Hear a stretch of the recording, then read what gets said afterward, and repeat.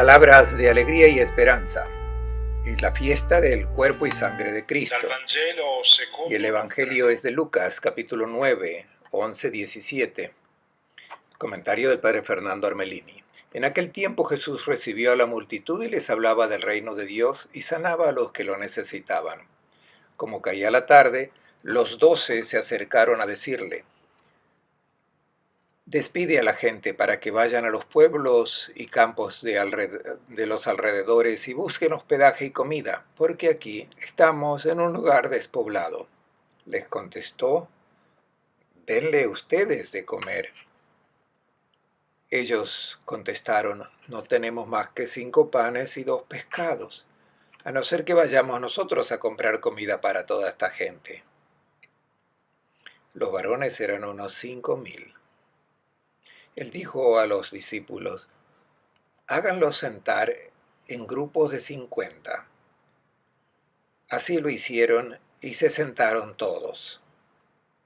Entonces tomó los 5 panes y los 2 pescados. Alzó la vista al cielo, los bendijo, los partió y se los fue dando a los discípulos para que se los sirvieran a la gente. Comieron todos y quedaron satisfechos, y recogieron los trozos sobrantes en 12 canastas. El comentario del padre Fernando Armelini.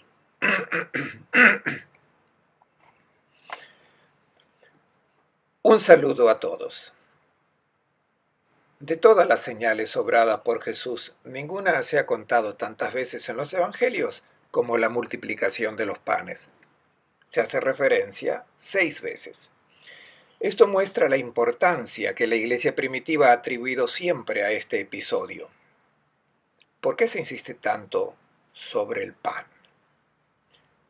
Las versiones que se dan sobre este episodio son todas diversas. Muchos detalles, comenzando por el lugar. Un evangelista lo coloca en el desierto, otro dice que es una pradera con hierba verde. Hoy nos interesa el texto de Lucas que coloca el episodio en Betsaida. Pueden ver a la derecha, sobre esta llanura, está la boca del río Jordán, que baja del monte Hermón y forma este lago, que se encuentra a 210 metros bajo el nivel del mar Mediterráneo. También pueden observar sobre la colina que está iluminada el lugar donde surgía Betsaida. Es una ciudad de la cual han salido 5 apóstoles. También allí estaba sepultado Herodes Filipo, uno de los hijos de Herodes el Grande, el que luego tenía su capital al surgente del río Jordán, en Cesarea de Filipo. Y Lucas coloca el episodio en esta ciudad o en el entorno de Betsaida. En esta fiesta se nos propone este recuerdo de la multiplicación de los panes para ayudarnos a comprender las implicaciones que tiene en la vida concreta el hecho de acercarse al banquete eucarístico. Parecería extraño que en la fiesta del cuerpo y sangre de Cristo no se presente en el Evangelio el recuerdo de la institución de la Eucaristía, sino la multiplicación de los panes. Tratemos de entender el mensaje que el evangelista Lucas nos quiere dar, tratando de unirlo al tema de la Eucaristía. Venimos de una tradición que trató a la Eucaristía de manera muy devocional, muy intimista. No vamos a criticar las devociones que han sido practicadas por los santos, pero queremos repensar la Eucaristía en su significado auténtico, en su significado profundo, el que fue dado en la última cena. Para esto nos ayudará la lectura del texto evangélico de hoy.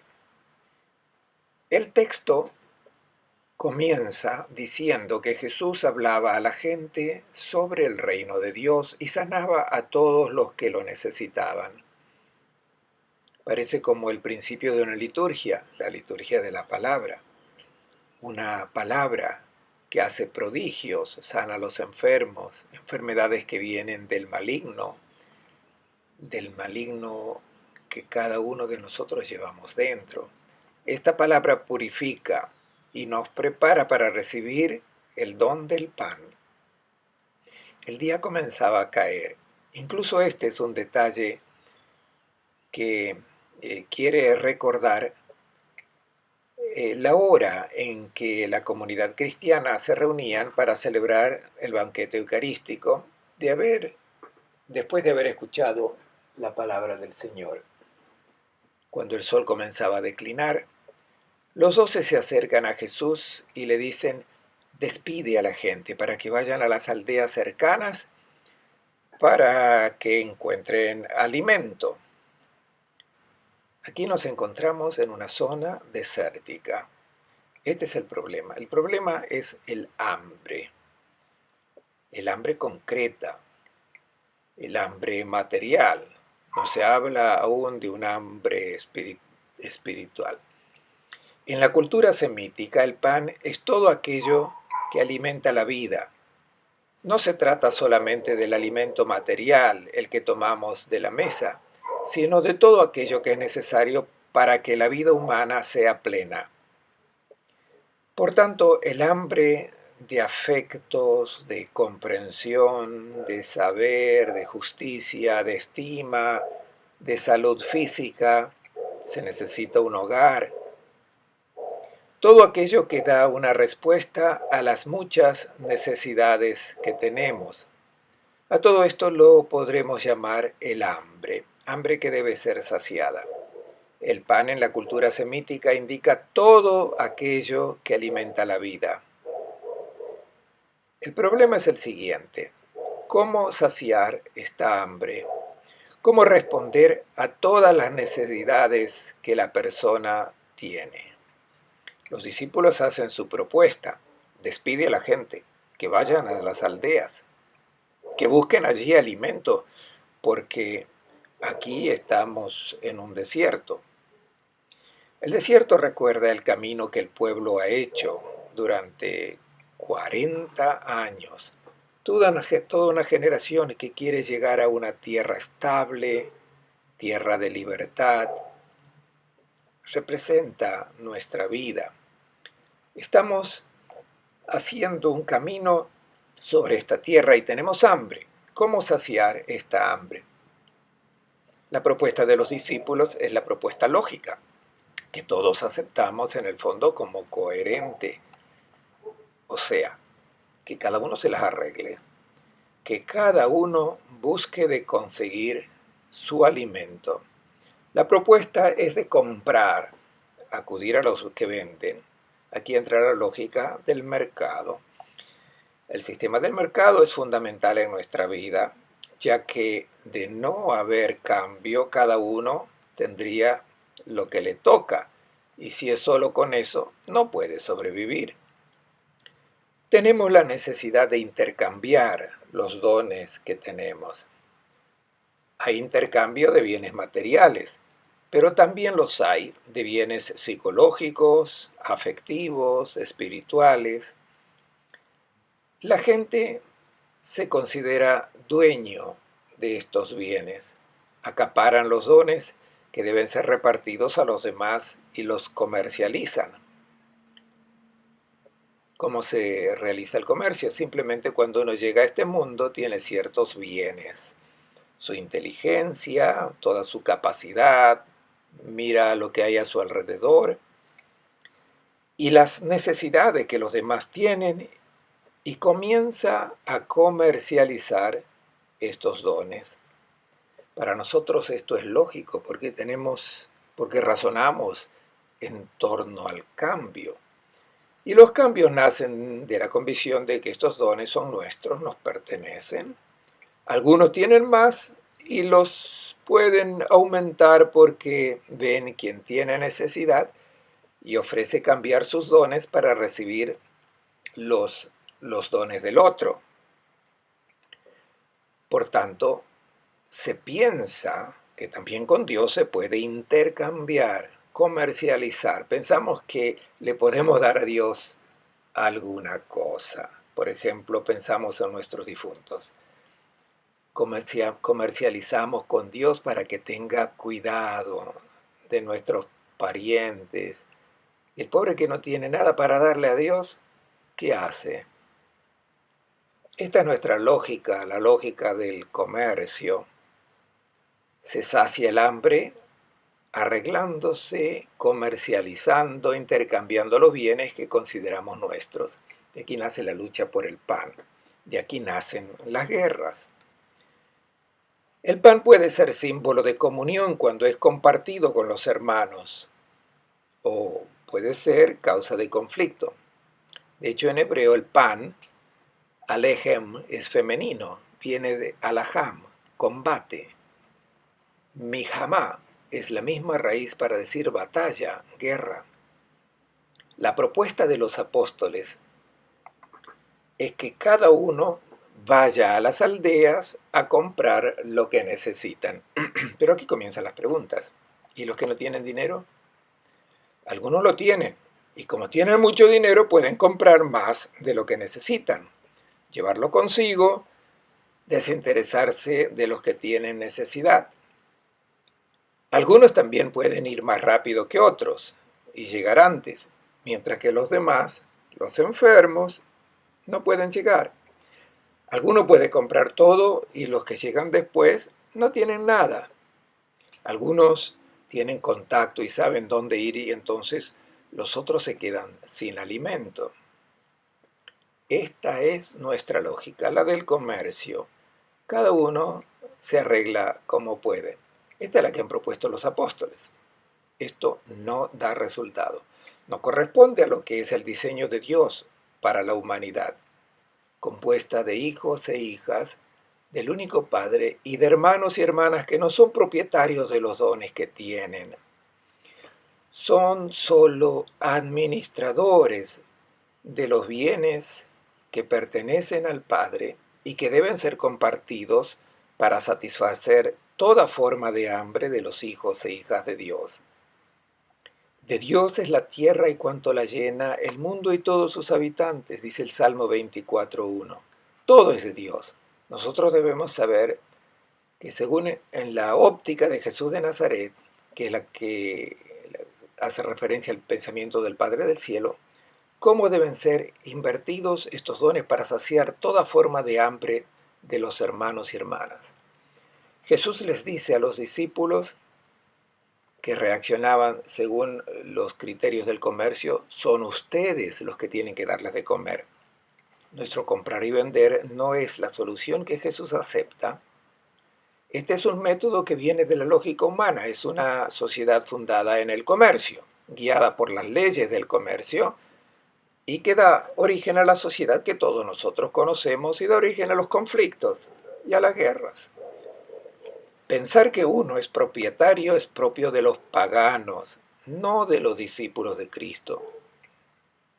Y los discípulos responden, no tenemos más que 5 panes y 2 pescados. 5 más 2, 7, indica la totalidad.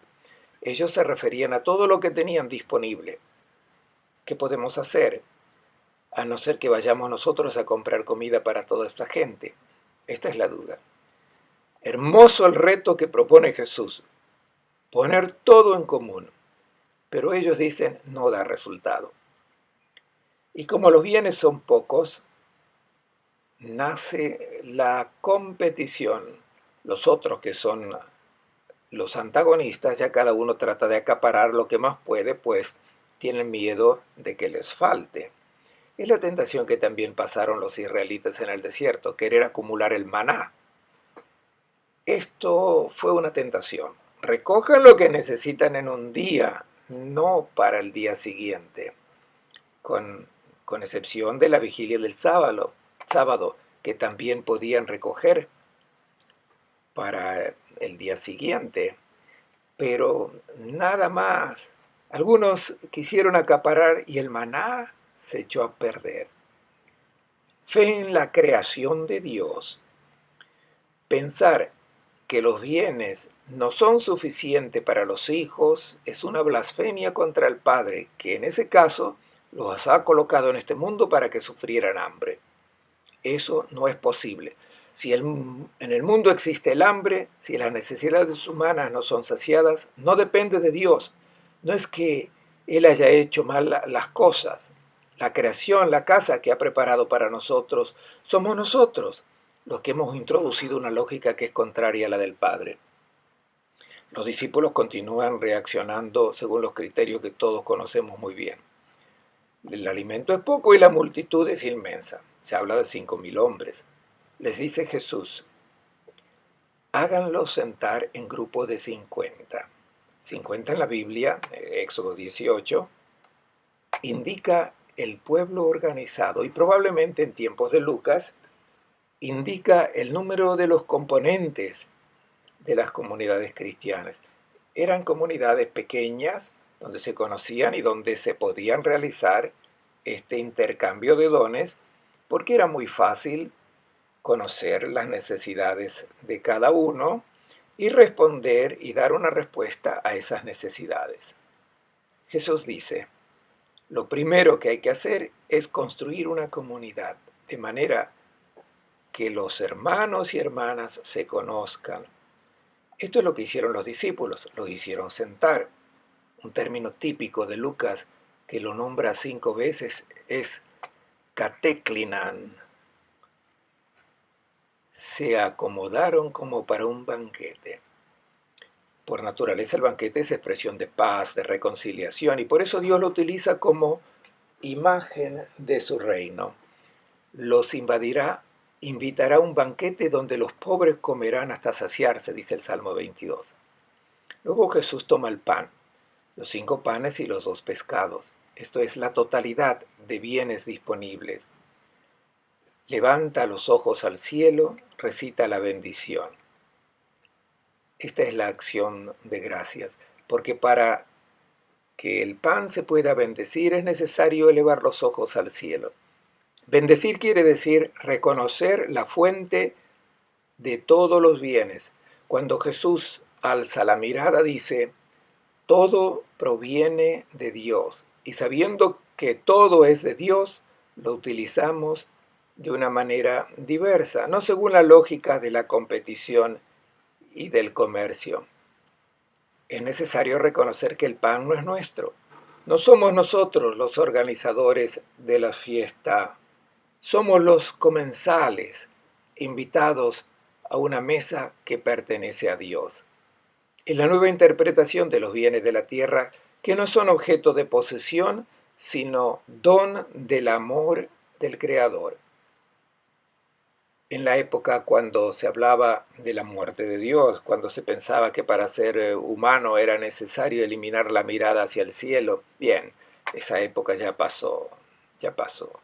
Si eliminamos la mirada al cielo, este reconocer que no somos patrones, sino huéspedes, invitados al banquete que no es nuestro, ¿sobre qué cosa podemos basar la afirmación que no podemos acaparar los bienes según nuestra habilidad?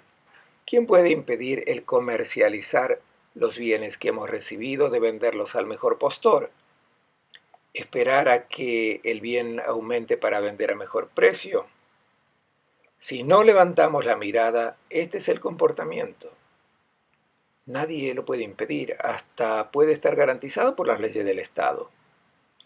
Jesús da la consigna a los discípulos para que lo distribuyan a la gente. Los bienes de Dios son entregados a las manos de los que aceptan la lógica de Jesús de Nazaret. Y entonces viene el prodigio. Salen de la escena las leyes feroces del mercado y entra en la narración la lógica del don gratuito. Todos pueden tener los bienes que el Padre ha puesto a disposición de todos sus hijos e hijas.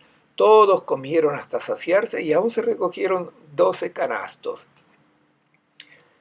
Nada se debe perder de estos bienes. Tienen que ser administrados con el mejor cuidado y con la máxima atención y con la mirada elevada al cielo. El problema del pan material. Ahora llegamos a la Eucaristía. El pan está estrechamente ligado a la celebración de la Eucaristía. Coloqué a mi espalda un cuadro célebre que puede capaz, que puede parecer extraño. Parece que no hubiera sido que hubiera estado cortado, falta el protagonista. Pero no, es un cuadro muy expresivo. En un primer plano, noten un cáliz y un pan abierto. Es como si la videocámara hubiese cortado al protagonista para hacer el zoom sobre el pan y el vino. El artista lo ha hecho para evitar toda posible distracción y para que la mirada se centre en estos dos elementos. Noten que se trata de un vaso de vidrio, no es una copa lujosa. El plato es de cerámica. Creo que en nuestra casa podremos encontrar platos y vasos más bellos que esos. Todo es muy simple, muy cotidiano. Se ha puesto mucho cuidado en que no se pierda ni una migaja, porque este pan no debe ser desaprovechado. Nos ayuda a entender lo que ha sucedido durante la última cena. Jesús sabe que está a punto de morir. Noten cómo todo debe concentrarse sobre el pan y sobre el cáliz. Pan y vino indican una fiesta, indican alimento y solo alimento. Vayamos a la última cena. Jesús, que sabe que está a punto de morir, ¿qué es lo que lleva en el corazón en ese momento cuando está por dejar a este mundo? ¿Quiere acaso que los discípulos se inclinen para adorarlo? La respuesta es no, ciertamente no. Lo que quiere es que los discípulos tomen conciencia de su misión, esto es, que se comprometan a dar continuidad a su obra. ¿Y qué hace Jesús? Toma el pan en sus manos y dice, toma el pan, no una hostia, toma el pan, y dice, esto es mi cuerpo. Probablemente los discípulos no entendieron lo que Jesús les decía, lo entendieron más tarde. En la cultura semítica, esta expresión, esto es mi cuerpo, no quiere decir estos son mis músculos. En la Eucaristía no están presentes la carne y los huesos de Jesús, es el resucitado, es el Señor. Cuando Jesús toma el pan y dice, este es mi cuerpo, quiere decir, este soy yo. No lo entendieron. Pero si nosotros tenemos presente lo que hemos dicho hablando de la distribución del pan, entonces viene iluminado el significado de las palabras de Jesús pronunciadas durante la última cena. Este soy yo, quiere decir, toda mi historia, toda mi vida está concentrada aquí.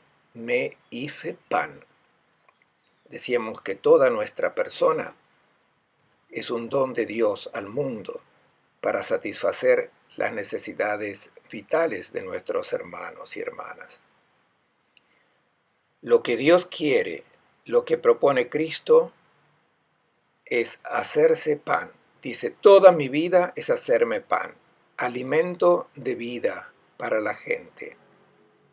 Tomen y coman, no tomen y adoren, no. Tomar y comer quiere decir, acepta mi propuesta de vida entregada. Jesús quiere un encuentro, una unión esponsal con ellos, hacerse uno con ellos.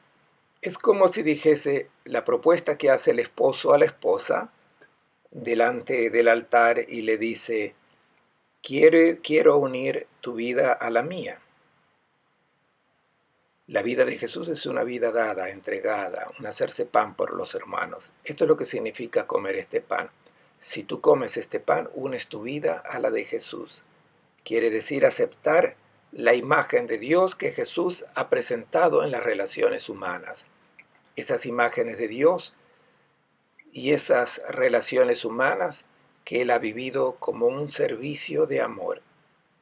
Es la propuesta de entrar en comunión con su vida. Cuando se come este pan, se hace la promesa de unir la propia vida y transformarla en donación, en alimento de vida para los hermanos. Esta es la Eucaristía, que viene iluminada con el relato de la distribución del pan sobre la que hemos meditado. El vino, beber ese vino. Cuando Jesús dice, esta es mi sangre, en la cultura semítica la sangre indica la vida. La vida de Dios es el amor gratuito, incondicional. En todas las celebraciones deberíamos beber de este cáliz, estudiando la manera, aunque sea solo por inmersión, pero siempre se debe hacer ese tipo de signo de recibir la sangre de Cristo. Esto es la vida de Cristo. Y la vida de Cristo es su espíritu, es su persona donde circula la vida divina, y su espíritu es la fuerza divina que lo ha llevado a no guardarse nada y a donarse completamente, a hacer de toda su vida un don. Esta es la vida de Jesús. Y beber este cáliz quiere decir acoger en la propia persona el Espíritu de Dios, el Espíritu que te lleva a donarte completamente como lo ha hecho Jesús. Un buen domingo para todos, hermanos y hermanas.